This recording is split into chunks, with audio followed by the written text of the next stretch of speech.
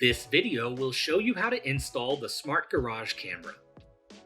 Check the compatibility of your existing garage door by ensuring that the Learn button is either green, red, or orange. If your garage door's Learn button is purple or you don't have one, locate the wires that lead to the wall button. Then, short the terminal by touching both terminal screws with pliers or by inserting a wire. If the garage door opens or closes, the camera is fully compatible. Once you have tested the compatibility of your camera, start by turning your power off at the breaker. Locate the terminals that are connected to the garage door's wall button.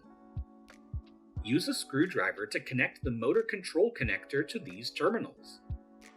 Please note that the order of the wires does not matter. Next, mount the camera. Use the bracket to mark the positions for the screws. Then, drill 2 holes on those marks if mounting to a surface other than wood or siding. Insert the mounting anchors and secure the mounting bracket. Then, secure the camera to the mounting bracket.